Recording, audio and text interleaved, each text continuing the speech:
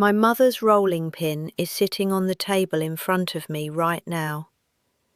It is not a beautiful thing. The handles are worn smooth where her palms worked them for 40 years. There is a crack along the left side, filled in with something dark. I believe it was flour paste, pressed in and dried long ago. I do not remember her repairing it. I only remember it always being there, in her hands, on the board, in the kitchen that smelled of wood smoke and yeast. I am 71 years old. I live alone now, and this morning, for reasons I could not have named when I first sat down, I carried that rolling pin from the shelf and set it here, and I have been looking at it for some time. My mother told me something the week before my wedding. I did not tell anyone what she said. Not my sisters, not my husband, not the bishop who stood before us on that Saturday morning in May. I have carried it for 47 years, and until this morning, I believed I would carry it to my grave. I was wrong about that. I was wrong about a good many things. Before I go any further, if you have found your way to this channel, I am glad you are here. If something in these words feels like it was meant for you, please subscribe and leave me a like so others can find their way here too. And tell me in the comments, where are you listening from tonight? I read every single one. It matters to me more than I can say. My name is Sarah. I grew up in a district in Lancaster County, Pennsylvania, the third daughter of a man who repaired harnesses and a woman who rarely raised her voice above the level of ordinary conversation. We were not a remarkable family. We did not draw attention. We kept the Ordnung, the unwritten code of our community, not because we feared it, but because it was the shape of our days, and we did not know another shape. I was born in that house. I was baptized in that district. I expected to be buried there, and I suppose I still will be, though the path between the baptism and the burial turned out to be less straight than I once believed it would. My mother's name was Anna. I want to be careful how I describe her, because the easy thing would be to make her a saint, and she was not one. She had opinions she kept to herself and then acted on quietly, which is its own kind of stubbornness. She had a way of looking at a person that was not unkind, but was thorough. The way you look at a seam before you decide whether it will hold. She did not offer comfort easily. She offered presence, which is different. And I did not understand the difference until I was in my 40s and she was already gone. Her hands were always working. I cannot picture her still. I was not rebellious. I want to be clear about that, because it would be simpler if I were. Rebellious girls leave. Rebellious girls make scenes at fellowship meals and speak back to their fathers and end up in Rumspringa stories told as warnings. I was not that. I was certain. There is a difference between a girl who pushes against a rule and a girl who simply believes with great calm that she can see things others cannot. I was the second kind. I believed my own judgment the way some people believe in weather, not as a choice, but as a fact of the air around them. I did not know at 19 that this was a problem. His name was Daniel. He had dark hair and a careful way of standing, slightly back from things, watching before he committed. The community thought well of him. His father was a carpenter of some reputation, and Daniel had learned patience from the wood, the way men in that trade sometimes do. He was not exciting. He was not poetic. He was steady in the way that a fence post is steady, reliable in a particular spot, not meant to move. I mistook that steadiness for depth. I was 19. I did not yet know the difference between a man who is still because he is deep and a man who is still because stillness is simply what he has. The week before the wedding, my mother found me in the kitchen on a Tuesday morning. I was canning. She sat down at the table and she watched me work for a time without saying anything, which was not unusual. Then she said, quietly, without ceremony, "Ruth, I need to tell you something about yourself. Not about Daniel, about me." I remember setting down the jar. I remember the sound of the lid against the wooden table. I remember thinking she was going to warn me about the work of marriage, the weight of a household, the giving over of yourself. I was not prepared for what she actually said. She told me I had always needed to be right more than I needed to be close. She said it gently. She said it the way she looked at seams, thorough, not unkind. She said that in a marriage, that need does not disappear. It goes quiet for a time, and then it finds every small opening, the way water finds a crack in a foundation. She said she had watched it in me since I was small. She said she was not certain Daniel was a man who could live alongside it peacefully for a lifetime. She did not say she was forbidding anything. She said it once. She did not repeat it. Then she stood and went back to her work, and so did I. I did not believe her. That is the plain truth of it. I heard the words, and I set them aside the way you set aside a stone that is in your path, not throwing it, just moving it. I told myself she did not know Daniel the way I did. I told myself she was afraid of change, afraid of losing me, afraid of the ordinary things mothers fear. I was 19 years old, and I was certain, and my certainty was large enough to hold the warning inside it without feeling it. On the morning of my wedding, getting dressed, I thought of her words once, and then I thought of other things. We were married on a Saturday in May. There were 280 guests. The dress was plain blue, made by my aunt's hands, with small hooks down the back. I remember the smell of the barn where the service was held, wood and hay, and something sweet I could never name. I remember Daniel's hands when he stood beside me, still, like the rest of him. I looked for my mother's face before the vows, and I found it across the room. She was watching.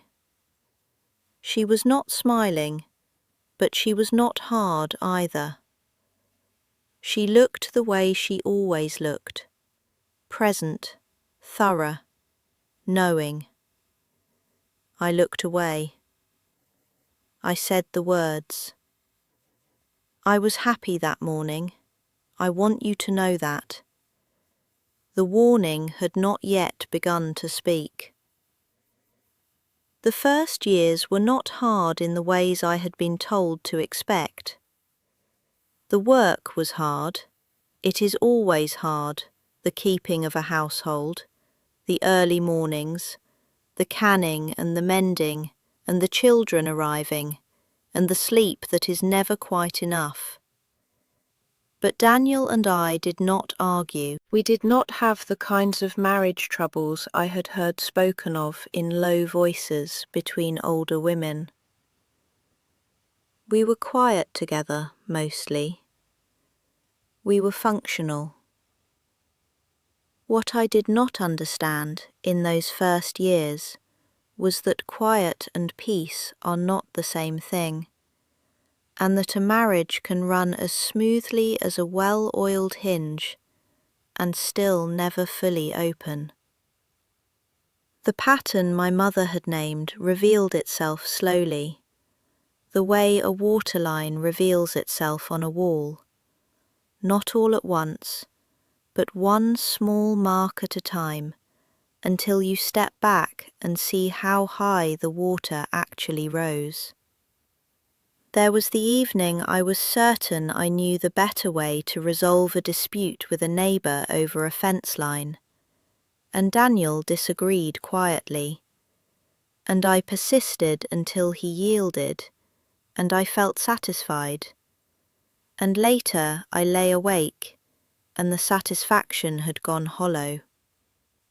There was the morning I corrected him in front of his brother about a date, a small thing, a trivial thing, and saw his face go still in a particular way. There was the year I made a decision about the household without asking, because I already knew I was right, and I was, and it did not matter that I was.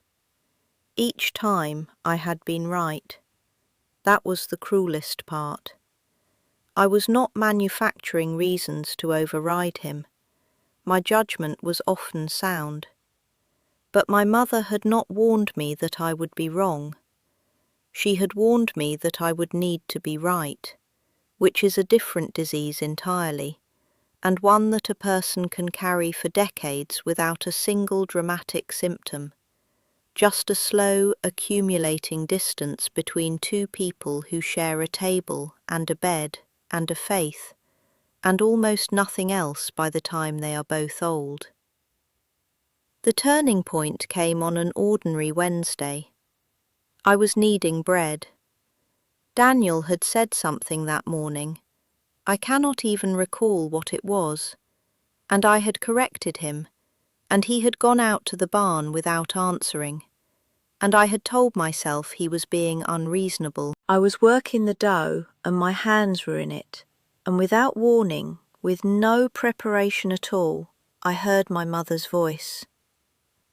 Not a feeling, not a memory I was reaching for, her actual voice, the exact cadence of it, saying, "Ruth, you have always needed to be right more than you needed to be close."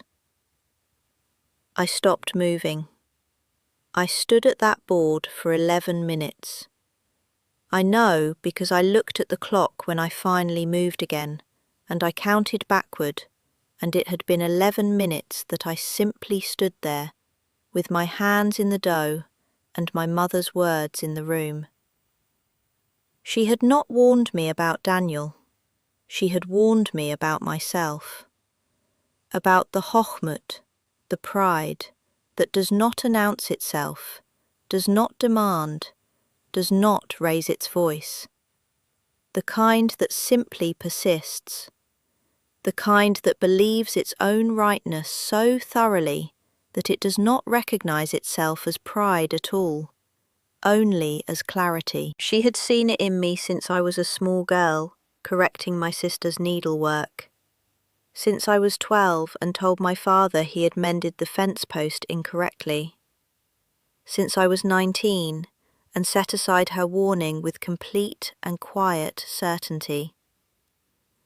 She had seen the whole shape of me before I had lived enough to see it myself. And she had told me once, plainly, and then gone back to her work, because she knew I would not hear it yet. Daniel died in the spring, 3 years ago now. His heart. He was 74. He went quietly, which was the way he did most things. I sat beside him. I held his hand, which was still in the way it had always been.